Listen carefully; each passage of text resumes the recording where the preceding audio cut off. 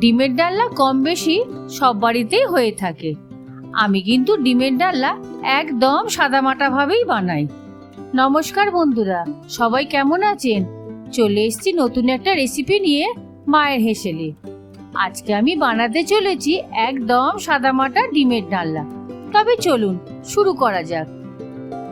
প্রথমে গ্যাসে কড়া বসিয়ে ডিম সেদ্ধ করার জন্য জল দিয়ে দিচ্ছি। কিছুটা পরিমাণ নুন দিয়ে ডিমগুলো সেদ্ধ করতে বসিয়ে দিচ্ছি।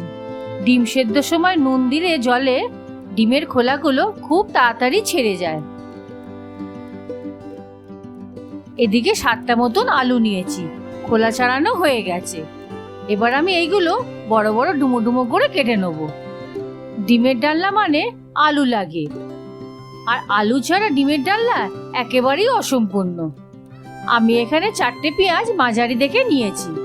পেঁয়াজগুলো সরু সরু করে লম্বা লম্বা করে কেটে নেব।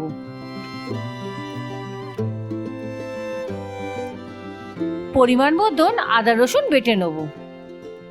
আমি এখানে বেশ কিছুটা গরম মশলা নিয়েছি, এটাও আমি বেটে নেব। ডিমগুলো সেদ্ধ হয়ে গেছে, খোলাগুলো সব ছাড়িয়ে নিয়েছি। আমি এখানে পরিমাণ মতো নুন আর হলুদ ভালো করে মাখিয়ে নিচ্ছি।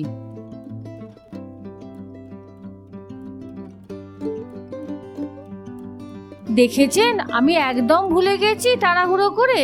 ডিমের গাগুলো তো অল্প অল্প করে কেটে নিতে হয়, তো না কাটলে ডিম আবার বাস্ট করে, জানেন তো। ডিমের গাগুলো সবসময় কেটে নেবেন। গ্যাসে কড়া বসিয়ে দিয়েছি।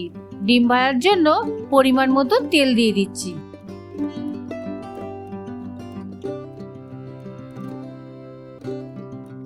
তেল গরম হয়ে গেছে, এবার আমি ডিমগুলো ভেজে নেব।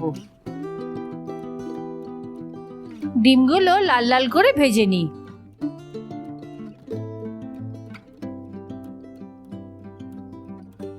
ডিমগুলো কিন্তু বেশ লাল লাল করে ভাজা হয়ে গেছে। এবার আমি একটা পাত্রে তুলে নিচ্ছি।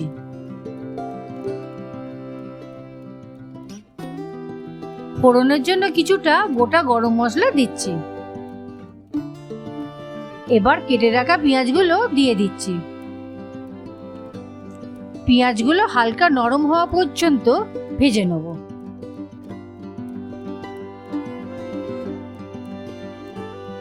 ছোট চামচে 1 চামচে মতন আদা রসুন বাটাটা দিয়ে ভালো করে কষিয়ে নেব।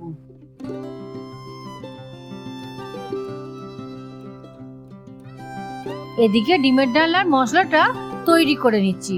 পরিমাণ মতন নুন দিচ্ছি, ছোট চামচের 1 চামচে হলুদ দিচ্ছি, পরিমাণ মতন ঝাল লঙ্কার গুঁড়ো দিচ্ছি, কিছুটা পরিমাণ চিনি দিচ্ছি।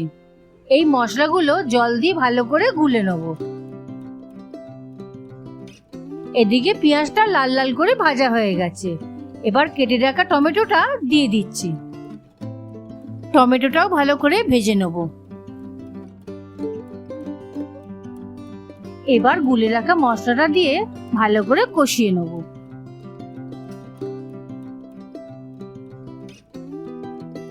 বেশ কিছুক্ষণ মশলাটা কষানোর পর আলুগুলো দিয়ে দেবো।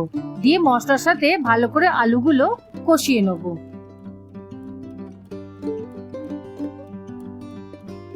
আলুগুলো ভালো করে কষানোর পর পরিমাণ মতন জল দিয়ে দেবো ঝোল করার জন্য। আলুগুলো যাতে সেদ্ধ হয়ে যায় তার জন্য একটা চাপা দিয়ে দিচ্ছি। বাহ, ঝোলটা খুব সুন্দর ফুটে গেছে। এবার ভেজে রাখা ডিমগুলো দিয়ে দিচ্ছি। ডিমের ডালনা একদম রেডি। ডিমের ডালনাটা নামানোর আগে বেটে রাখা 1 চামচে গরম মশলা দিয়ে দিচ্ছি। দুপুরের পাতে যদি এই রকম গরম গরম ডিমের ডালনা আর সাদা ভাত যদি থাকে, তাহলে এক কথায় জমে যাবে।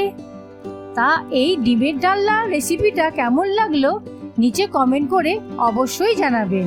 আর এই চ্যানেলে নতুন হলে সাবস্ক্রাইব করবেন আর লাইক করতে যেন ভুলবেন না। তবে দেখা হচ্ছে পরবর্তী কোনো এক নতুন রেসিপি নিয়ে।